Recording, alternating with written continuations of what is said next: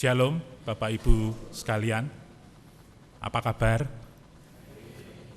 Sinyal luar biasa ya, karena di dalam Kristus ada rahmat, ada anugerah yang selalu baru setiap pagi. Amin. Bapak Ibu dan saudara sekalian, dulu waktu kecil saya memang gemar membaca. Sampai sekarang juga masih. Bacaan saya macam-macam ya. Ya kalau waktu kecil itu favorit saya itu wayang. Ada wayang Bharatayuda, Mahabharata ya, Ramayana. Kebetulan nenek saya itu punya koleksi banyak buku wayang. Selain itu juga dagelan Petruk Garing. Sekarang sudah jarang-jarang ya. Jarang-jarang ada itu. Dan juga waktu saya sekolah, saya itu pulang dan berangkat berjalan kaki. Nah di antara jarak antara sekolah saya dan rumah saya itu ada lorong kecil gitu. Di lorong kecil itu ada sebuah perpustakaan kecil yang mempunyai seorang tante-tante yang sudah agak tua begitu ya. Saya sering menyisihkan uang jajan saya untuk pinjam di perpustakaan itu. Banyak buku-buku kuno-kuno ya, buku wayang. Dulu bacaan-bacaannya seperti itu begitu. Sekarang sudah ganti ya. Sekarang anak-anak tidak senang membaca buku-buku lagi tapi main game. Selain senang membaca buku, saya juga pandai berhitung Bapak Ibu sekalian. Pandai berhitung, rajin menabung, dan suka menolong ibu membersihkan tempat tidurku. Seperti lagu anak-anak yang sudah jarang sekali dinyanyikan sekarang ya. Bangun tidur, ku terus mandi, tidak lupa menggosok gigi. Habis mandi, ku tolong ibu membersihkan tempat tidurku. Dulu anak-anak sering melanjutkan bantal guling mambu pesing. Kalau ingat lagu itu saya ingat anak saya yang kecil, Aldo. Dulu sampai kelas 3 SD itu masih ngompol. Sehingga saya dan istri saya harus menyediakan tempat tidur khusus dengan perlak begitu ya. Sekarang anaknya sudah di Australia. Kenangan masa lalu memang membuat kita sebetulnya lebih menghargai waktu. Anak-anak akan cepat pergi seperti anak panah yang meninggalkan busurnya. Kalau Bapak Ibu sekalian masih punya anak kecil, kesempatan yang merupakan kesempatan emas Bapak Ibu sekalian bisa bergaul dengan anak-anak, menyatakan kasih, memberikan teladan kepada anak-anak karena waktu akan cepat berlalu. Dan saya rasakan itu sekarang saya sendiri lagi sama ibunya anak-anak pacaran lagi. Karena anak-anak sudah jauh di sana. Nah, kembali soal cerita yang saya baca itu ya. Ada salah satu cerita yang masih saya ingat sampai sekarang, yaitu tentang dua ekor katak. Yang satu sebut saja namanya Bejo gitu ya. Bejo ini kataknya enggak begitu besar ya, kecil gitu, langsing. Tapi dia cukup lincah karena rajin berolahraga. Tiap pagi jogging dan sepedanan. Rajin berolahraga, jadi ya gesit begitu.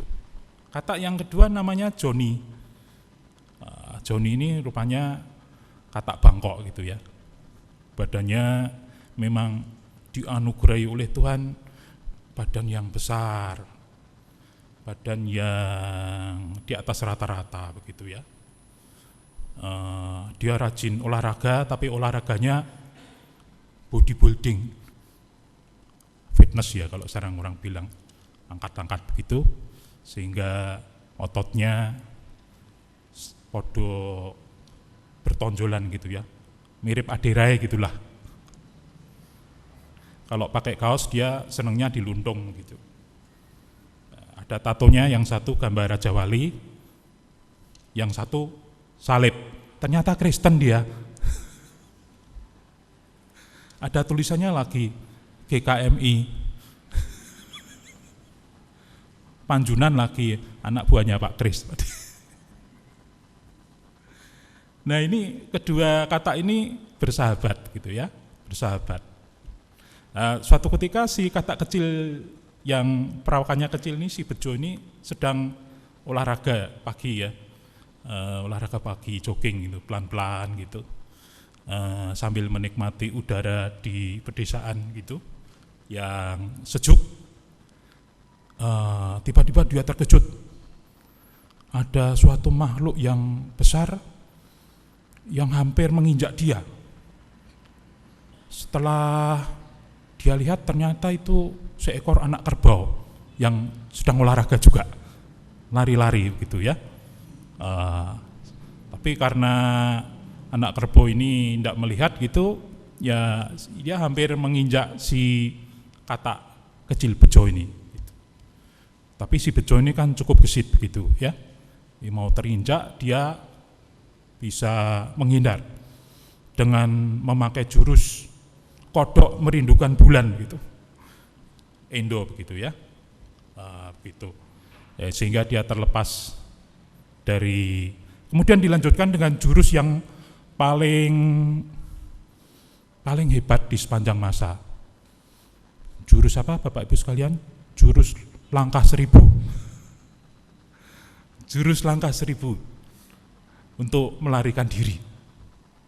Nah, dia lari terengah-engah gitu, menjumpai sahabatnya si Joni.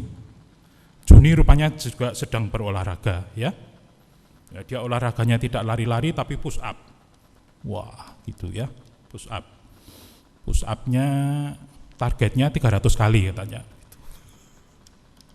Tidak sekaligus tapi 10 kali 30 gitu ya.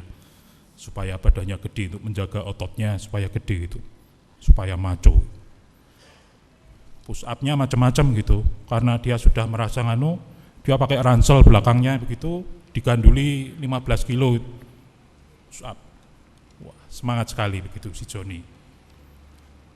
Nah ini si Bejo ini bilang sama si Joni, John, kenapa bro, kenapa gitu, dia panggilnya bro gitu.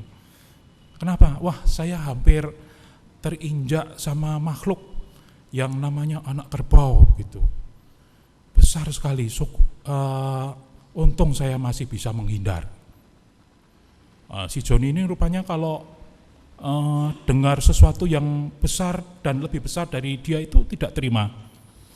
Dia menggembungkan ototnya dan perutnya dan berkata, apakah sebesar ini? Oh, lebih besar lagi. Dia tarik napas, gembungkan lagi badannya. Oh, apakah sebesar ini? Wah, masih jauh. Karena si Joni ini jengkel, dia lihat di sebelahnya ada air itu, dekat sawah, dia minum air yang banyak. Cekuk, enggak, perutnya jadi gede ya. Apakah sebesar ini? Wah, masih jauh. Joni minum lagi, cukup.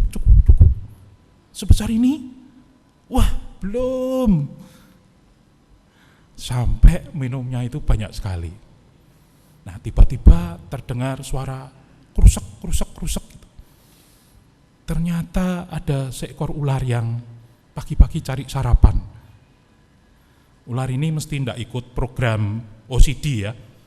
Tahu program OCD? Obsessive Compulsive Diet. Itu kan tidak boleh sarapan katanya. Rupanya si ular ini tidak ikut itu. Ada yang ikut OCD? Tidak ada. Katanya nggak boleh sarapan, pakai jendela puasa 8 jam, 6 jam, 4 jam gitu ya. Katanya banyak yang berhasil gitu. Kalau Bapak Ibu kebetulan overweight, bisa dicoba katanya. Sekaligus berpuasa biar tambah sakti katanya. Lah si ular ini rupanya cari sarapan begitu. Rusak. Wah, lah yang si katak bejo ini dengar begitu refleksnya jalan, dia loncat lari. Nah, kasih Joni ini sebetulnya juga mau lari, tapi karena keberatan badan dengan air di dalam perutnya yang banyak itu, dia tidak bisa lari. Maka si Joni ini jadilah makanan pagi bagi si ular itu. Dan ular ini sudah makan si Joni itu, dia kecap-kecap gini, baru kali ini ya saya makan kodok kok seenak ini, kuahnya banyak. Ya karena dia habis minum air yang banyak itu.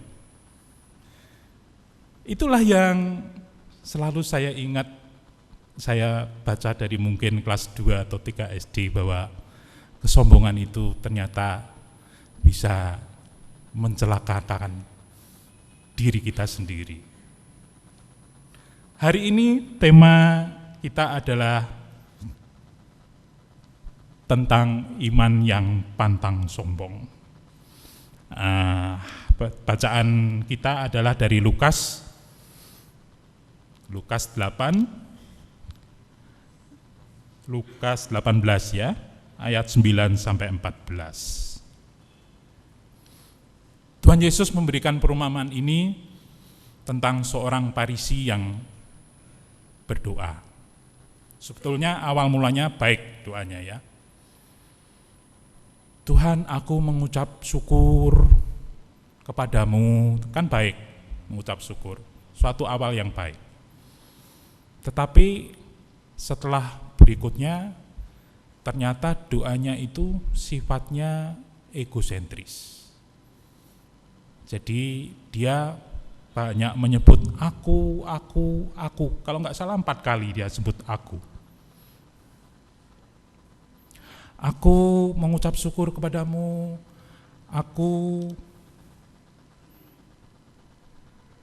tidak sama seperti orang lain, aku bukan perampok, aku bukan orang lalim, aku bukan pezina, aku bukan seperti pemungut juga ini. Jadi selain egosentris, berpusat kepada dirinya sendiri, dia mulai merendahkan orang lain. Dia mendirikan kebenarannya sendiri. Kalau dalam beberapa bacaan yang saya baca namanya self-righteousness. Jadi dia mendirikan kebenarannya sendiri. Hal itu tidak menyenangkan hati Tuhan. Karena kebenaran yang dikehendaki oleh Tuhan adalah kebenaran yang berasal dari Tuhan, dari Tuhan Yesus sendiri. Tuhan Yesus menyebut dirinya adalah jalan, kebenaran, dan hidup. Bahkan karena dia bersifat egosentris itu, doanya sebetulnya tidak butuh didengar oleh Tuhan. Jadi aku begini, nanti amin terus pergi dia. Bahkan dia tidak memerlukan Tuhan. Dalam beberapa bagian dari Alkitab mengatakan bahwa orang Farisi ini berdoa supaya dilihat orang, supaya orang memberikan penghormatan kepada dia. Dan Tuhan Yesus mengatakan kepada orang-orang yang seperti itu, engkau sudah mendapatkan upahmu. Kalau kita berbuat baik, kita sudah dipuji orang, sudah mendapatkan penghormatan dari orang, maka Tuhan akan mengatakan engkau sudah mendapatkan upahmu. Jadi tidak ada lagi upah di surga. Cukuplah upahmu itu dipuji orang, dihargai orang. Dalam kitab sejarah orang Israel ada suatu cerita tentang rabi yang namanya Rabi Simeon, Simeon bin Yokai.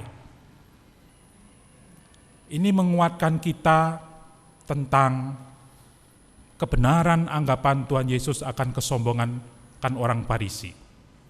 Simeon bin Yokai ini berkata demikian, kalau di dunia ini ada 30 orang yang benar, seperti Abraham, maka 2 di antaranya adalah aku dan anakku. Di rupanya kebenaran itu, kesombongan ini bisa diturunkan juga ya. Dia berusaha menurunkan kesombongan kepada anaknya. Kalau di dunia ini ada 20 orang yang benar, seperti Abraham, maka pasti yang 2 itu masih termasuk aku dan anakku. Kalau di dunia ini ada 10 orang yang benar, tetap itu yang 2 adalah aku dan anakku.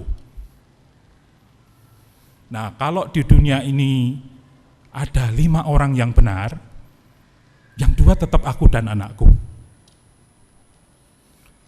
Nah, kalau di dunia ini hanya 1 orang yang benar, yaitu aku. Kata Rabi Simeon begitu dalam kitab sejarah orang Israel. Tuhan sangat tidak senang dengan keadaan yang seperti itu. Kita lihat suatu firman Tuhan, ungkapan firman Tuhan yang menjelaskan keadaan orang, kesombongan orang Farisi ini, yang terungkap di dalam Roma 10 ayat 3. Saya mengajak Bapak Ibu sekalian untuk membuka kitab di Roma 10 ayat 3. Sebab oleh karena mereka tidak mengenal kebenaran Allah, dan oleh karena mereka berusaha untuk mendirikan kebenaran mereka sendiri, maka mereka tidak takluk kepada kebenaran Allah. Jadi Rasul Paulus mengatakan demikian untuk kaumnya sendiri, untuk orang Israel, kaumnya sendiri. Sebetulnya mereka mendirikan kebenarannya sendiri. Mereka tidak mengenal kebenaran Allah. Oleh sebab itu, mereka tidak takluk kepada kebenaran Allah.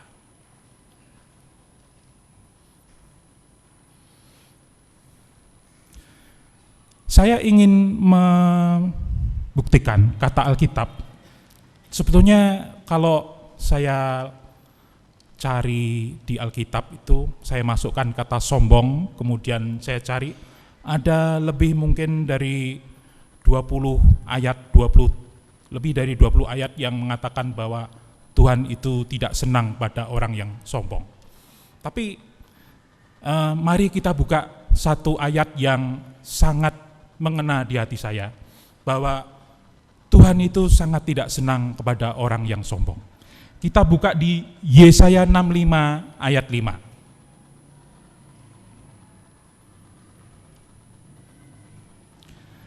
Yesaya 65 ayat 5 yang berkata, menjauhlah, jangan meraba aku, nanti engkau menjadi kudus olehku.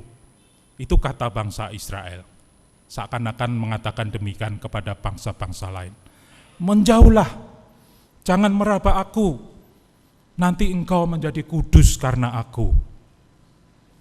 Dan bagaimana respon Tuhan terhadap pernyataan yang sombong ini?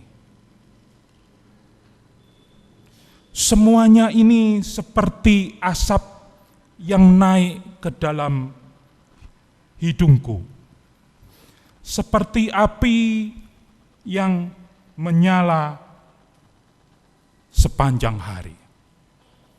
Jadi kalau ada orang yang sombong itu, Tuhan merasa seperti orang yang kemasukan asap di hidungnya. Ya, cara Jawane itu pelepegen gitu ya. Melihat orang yang sombong itu, Tuhan itu seperti hidungnya itu kemasukan asap.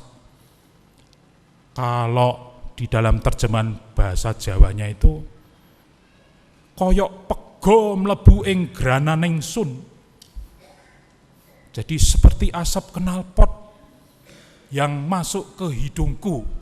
Kalau kita sombong itu, Tuhan itu merasa seperti itu. Seperti hidung Tuhan itu kemasukan asap knalpot. Engkau membuat aku sesak. Sesek napasku nek ndelok kowe. Kira-kira begitu ya.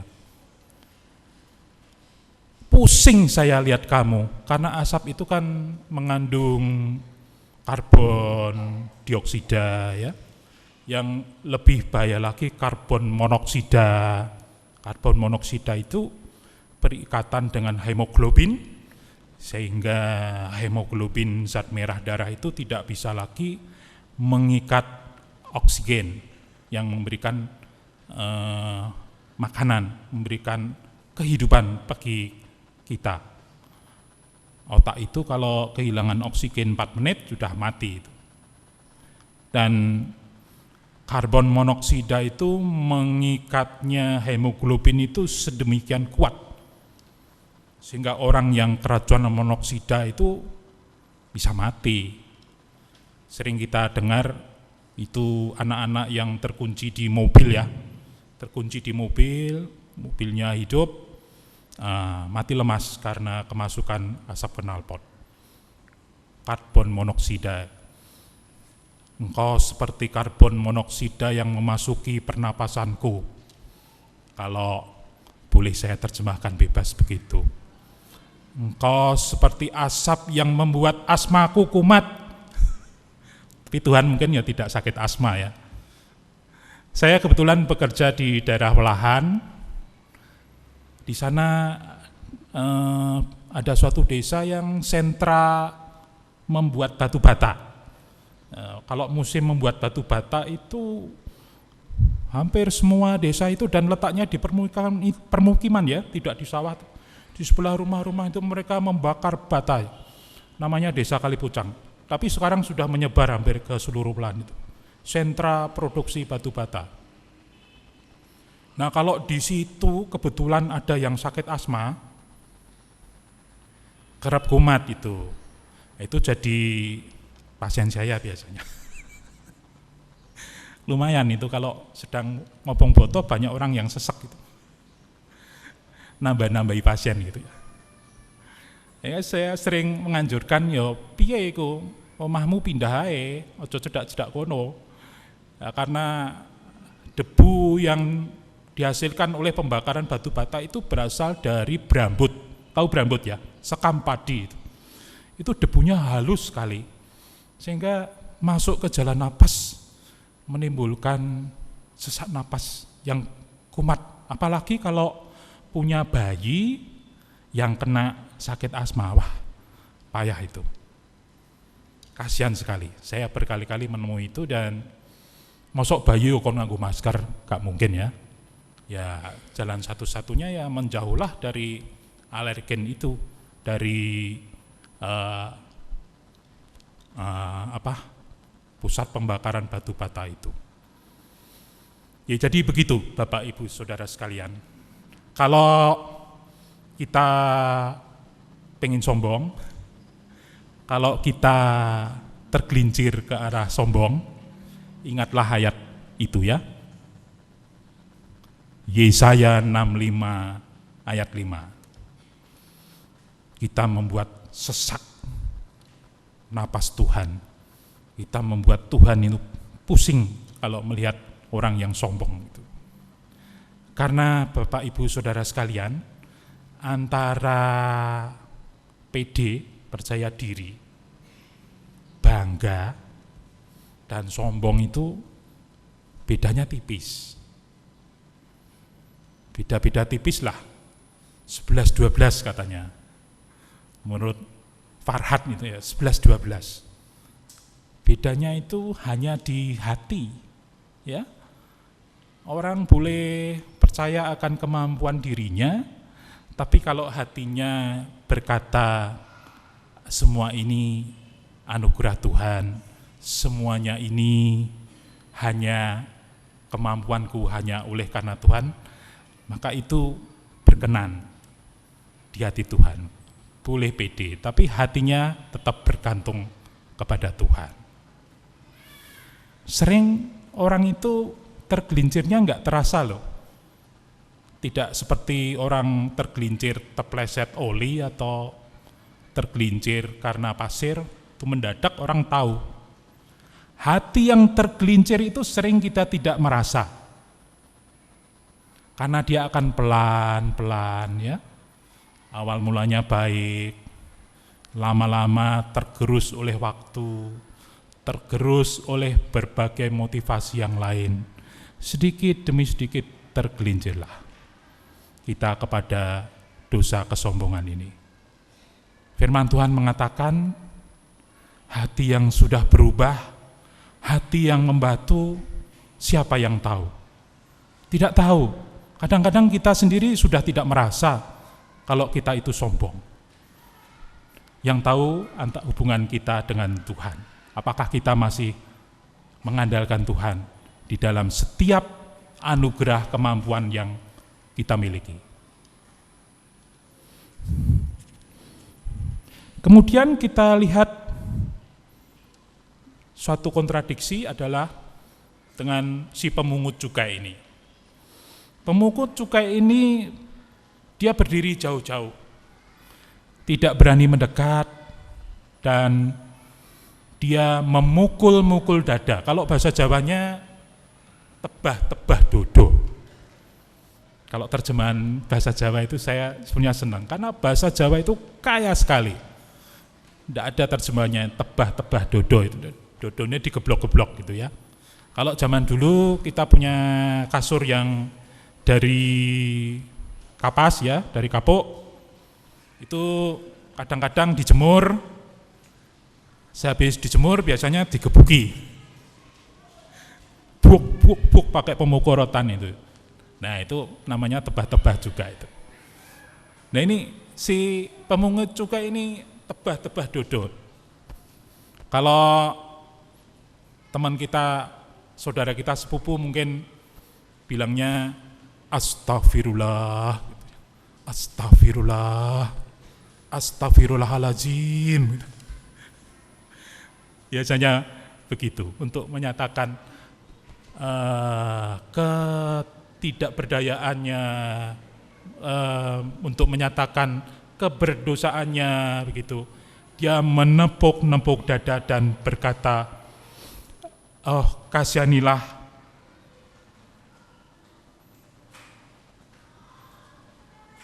ya Allah, kasihanilah aku orang berdosa ini." Sebetulnya doanya pemungut cukai ini itu doa yang alkitabiah juga. Nah, doa yang alkitabiah. Karena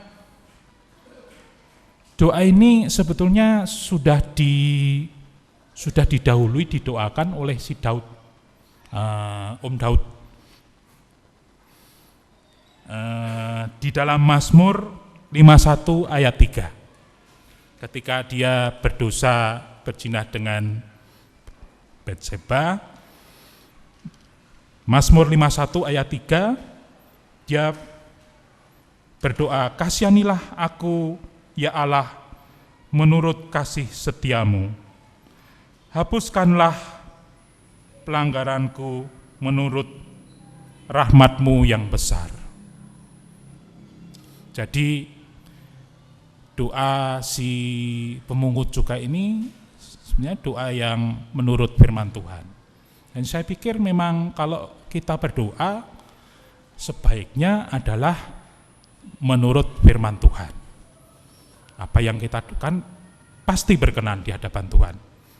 Kata-kata dari hati kita yang kita ungkapkan kepada Tuhan menurut firman Tuhan, itu menurut saya adalah doa yang paling benar.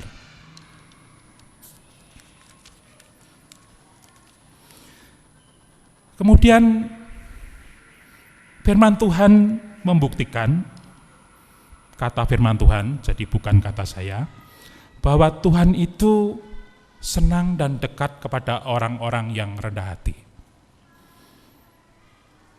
Kita lihat di Yesaya 57 ayat 15. Yesaya 57 ayat 15. Sebab beginilah firman yang maha tinggi dan yang maha mulia, yang bersemayam untuk selamanya dan yang maha kudus namanya. Aku bersemayam di tempat tinggi dan di tempat kudus, tetapi juga bersama-sama dengan orang yang remuk dan rendah hati, untuk menghidupkan semangat orang yang rendah hati, dan untuk menghidupkan hati orang-orang yang remuk. Jadi firman Tuhan mengatakan bahwa Tuhan itu dekat dengan orang-orang yang menyesali dosanya, yang tidak merasa bahwa oleh kemampuannya dia melakukan perbuatan baik. Kemudian di Mazmur 34 ayat 18 juga mengatakan demikian. Tuhan itu dekat kepada orang-orang yang patah hati, dan ia menyelamatkan orang-orang yang remuk jiwanya. Tadi di Mazmur yang ke-65, ayat yang khususnya ayat yang ketiga ya, mungkin ketiga, 4, juga dikatakan demikian. Berbahagialah orang yang mendekat kepada Allah karena kesalahannya, dan apabila kesalahannya itu telah melampaui kekuatannya, maka Tuhan yang akan menghapuskannya. Itulah Bapak Ibu sekalian beberapa renungan yang ada hubungannya dengan firman Tuhan mengenai orang yang sombong dan orang yang rendah hati. Setelah merenungkan firman ini selama kurang lebih seminggu dan menggumulkannya dengan cucuran keringat dan air mata, Tuhan mengizinkan kepada saya untuk menganalogikan ini dengan keadaan rohani, dengan keadaan jasmani.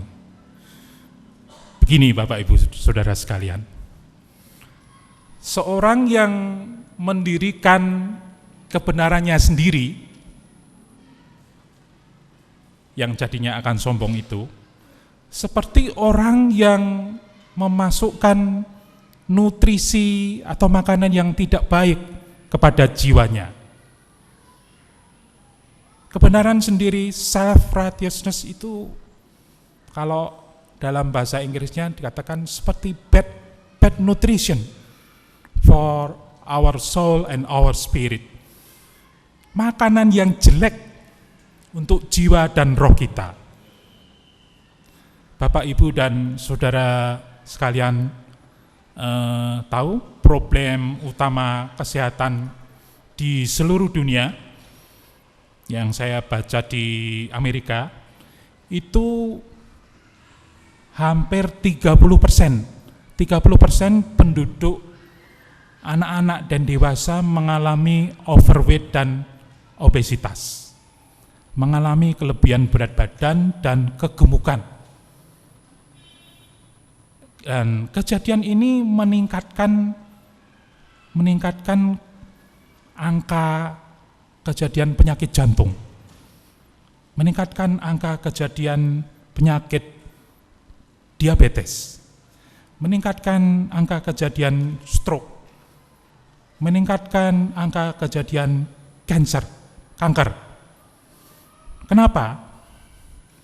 Karena pada orang yang memasukkan nutrisi yang jelek, nutrisi yang high kalori tinggi, kemudian dengan angka indeks glikemik yang tinggi. Apakah indeks glikemik itu?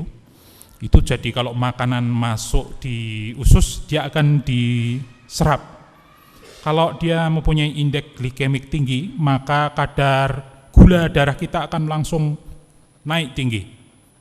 Ya, indeks glikemik itu maksimal 100. Itu untuk glukosa. Makanan-makanan dengan indeks glikemik tinggi itu khususnya nasi putih. Nasi putih itu punya indeks glikemik 80 sampai 90 itu ya.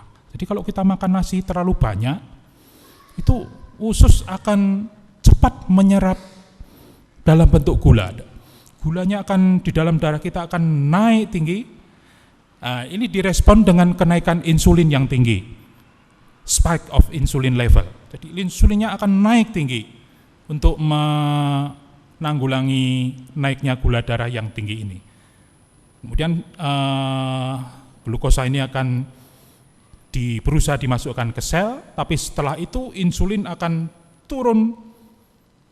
Sebelum insulin turun, gula darahnya akan turun drastis, kemudian insulinnya akan mengikuti. Dan pada waktu gula darah kita turun drastis, itu timbul rasa lapar yang nggak normal, dredeg, pusing, lemes. Itu karena lonjakan-lonjakan kadar glukosa yang naik turun, sehingga memacu orang untuk makan lagi, dan kalau orang yang dimakan orang itu makanan yang sama, yang mempunyai indeks glikemik tinggi, nasi, telo, mie, roti gandum, Coca-Cola, Sprite, itu makanan-makanan dan minuman yang mengandung indeks glikemik tinggi. Maka lama-lama akan terjadi yang namanya penimbunan lemak, terutama yang berbahaya adalah di daerah perut, yang namanya abdominal fat atau visceral fat. Nah, timbunan lemak di perut ini bahaya Bapak Ibu Saudara sekalian ya. Karena kalau timbunan lemak di perut itu sudah banyak, akan terjadi yang namanya metabolic syndrome, sindrom metabolik. Sindrom metabolik ini kumpulan beberapa keadaan yang memudahkan seorang terkena penyakit neurovaskuler, stroke ya, kardiovaskuler, penyakit kanker, dan diabetes. Apakah beberapa macam gejala ini mungkin dapat saya katakan sedikit dulu ya, mungkin di lain waktu bisa kita kalau memang ada ceramah kesehatan mungkin bisa dijelaskan. Tapi Bapak Ibu sekalian lebih baik tahu apa itu metabolic syndrome. Metabolic syndrome menurut American Heart Association itu adalah keadaan kalau lingkar perutnya itu, kalau orang Amerika itu lebih dari 40 inch atau 102 cm. 102 cm, lingkar perutnya untuk laki-laki ya, lebih dari 102 cm atau 40 inch. Ada yang lingkar perutnya lebih dari 102, celananya nomor 40 itu. Kalau wanita 88 cm, itu celana ukuran 36. Itu salah satu kriteria metabolic syndrome. Kemudian yang kedua tekanan darahnya. Tekanan darahnya lebih dari 135/85. Kemudian glukosa darah puasanya lebih dari 110. 3 ya. Kemudian HDL. HDL itu lemak baiknya. Lemak baiknya untuk pria kurang dari 40. Itu dianggap kurang baik. Kalau wanita kurang dari 50. Itu salah satu dari metabolic syndrome tadi. Satu lagi trigliserid. Kadar trigliserid lebih dari 150. Ada 5 tadi ya. Ukuran pinggang, tekanan darah, lemak yang bagus, kurang, kemudian tadi kadar gula, kemudian satu lagi tadi apa? Trigliserid. Berarti Bapak Ibu menyimak ya. Trigliserid lebih dari 150. Nah, itu keadaan yang memacu timbulnya penyakit jantung, timbulnya stroke, diabetes, dan kanker. Ya, mungkin boleh saya analogikan begini. Kalau seorang mendirikan kebenarannya sendiri tanpa makanan firman Tuhan yang seperti makanan yang baik, maka jiwanya, rohnya akan mengalami keadaan yang namanya metabolic syndrome tadi. Kalau kita terus sombong, terus mendirikannya kebenarannya sendiri, maka ibaratnya kita itu seperti membuat jiwa kita itu gampang kena stroke. Kita menstrokan jiwa kita sendiri. Kita mendiabeteskan jiwa dan roh kita sendiri. Kita membuat jiwa kita seperti sakit jantung yang akan membawa kita kepada cacat dan kematian. Sebaliknya, kalau jiwa kita itu diberi nutrisi yang baik, kebenaran yang baik, yaitu firman Tuhan. Firman Tuhan itu nutrisi yang baik untuk jiwa dan roh kita. Maka jiwa kita akan sehat, tidak kena stroke, tidak kena kanker, tidak kena penyakit jantung, tidak kena diabetes. Itu analoginya seperti itu. Dan Bapak Ibu sekalian, mungkin kalau lain kali ada kesempatan mengenai ceramah kesehatan ini bisa dibicarakan mungkin mengenai penyakit-penyakit metabolic syndrome ini yang sedang akan menggejala di seluruh dunia, karena menurut data yang diperoleh tahun 2011 ya, tahun 2011 itu sudah 23% penduduk Indonesia ini yang mengalami overweight dan obesitas. Dan diramalkan tahun 2020 akan terjadi ledakan penyakit-penyakit yang seperti ini. Pak Krisna yang ngurusi rumah sakit siap-siap aja, itu tahun 2020 pasti akan nambah kalau keadaannya tidak berubah ya. Kencing manis, stroke, beneran kita di Madirayu buat stroke center ya. Tapi kalau bisa kan pencegahannya lebih baik ya daripada sakit begitu. Tapi trennya pasti ke arah sana. Jadi rumah sakit pasti akan dibanjiri oleh penyakit-penyakit yang demikian. Kesimpulannya, Bapak, Ibu, dan saudara sekalian,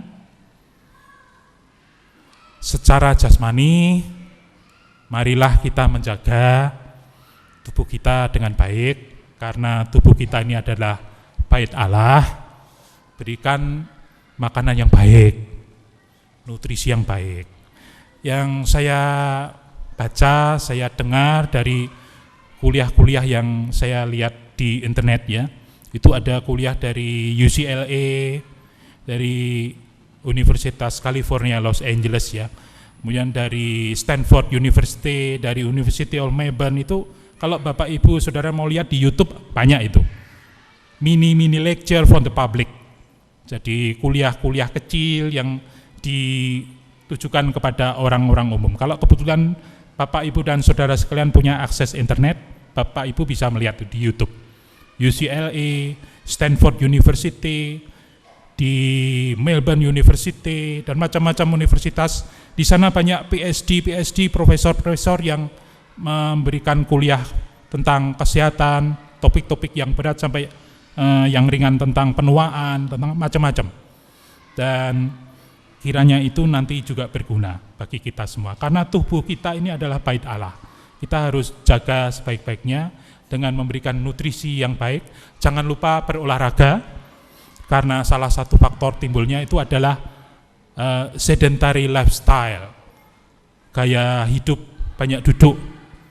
Kalau Tuhan Yesus mengatakan kepada Maria duduk diam di kaki Yesus itu baik ya, tapi kalau duduk diam di depan TV sambil makan telo goreng itu tidak baik ya. Itu sambil makan tahu susur, goreng-gorengan begitu, tidak baik, tinggalkan itu. Kalau duduk diam di kaki Yesus baik. Duduk diam dekat komputer sambil mengunyah makanan terus tidak baik. Berolahragalah teratur, paling tidak 30 menit sehari. Kasih makanan-makanan yang katanya yang paling baik itu sekarang adalah plant-based nutrition with low fat. Jadi makanan-makanan yang berasal dari tanaman, yang high nutrition, yang mengurangi lemak-lemak dari binatang. Itu katanya makanan yang paling baik untuk kesehatan kita.